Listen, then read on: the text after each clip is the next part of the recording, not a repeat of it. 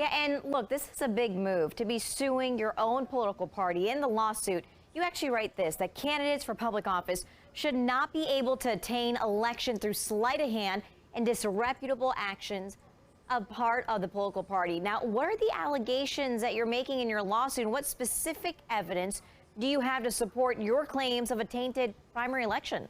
Well, I actually filed a set of exhibits yesterday, about 265 pages of text messages, conversations, interactions, letters. But the bottom line is party officials within the Prince William County and Fairfax County Democratic committees literally put their finger on the scale.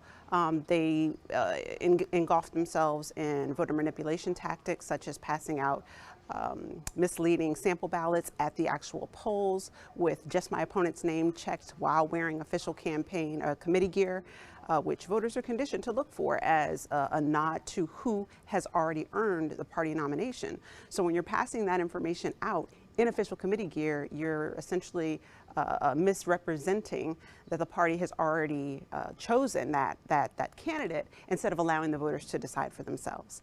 Another thing that they did was allow my opponent to maintain his official role in the committee, which is also a violation of the Democratic Party plan, which is essentially their policy.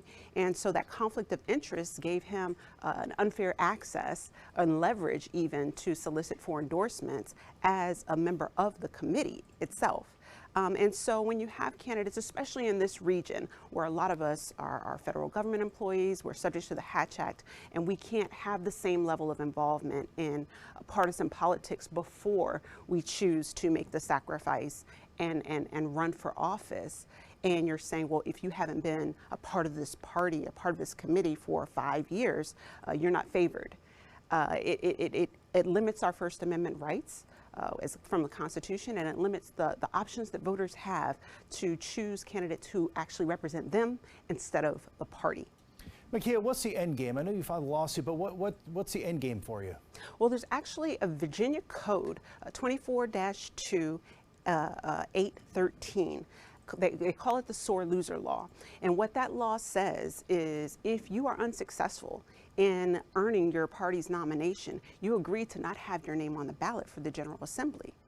And so what that does, especially when you have parties who aren't willing to enforce their own policies, is it says we make the rules, we can break whatever rules we want, and when we beat you, you can't challenge us. And so not only does that challenge the First Amendment, 14th Amendment, and 15th Amendment rights of voters and candidates, it allows for just the silencing of so many voters in the Commonwealth, and the citizens of the Commonwealth deserve better. And Makya, as you know, accepting the results of an election, it's a critical pillar of democracy. We've seen how that's gone wrong in recent past. How do you justify trying to overturn your own election result, and when will you feel like this has all been resolved?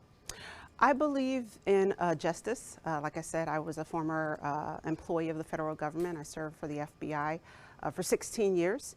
And my mother was an agent. And so my thing is I did not resign from the Federal Bureau of Investigation to join a committee that breaks policies and laws in a way that harms democracy. And so to ensure that the voters of my district and the voters of the Commonwealth have their will done, I will fight as long as I have to.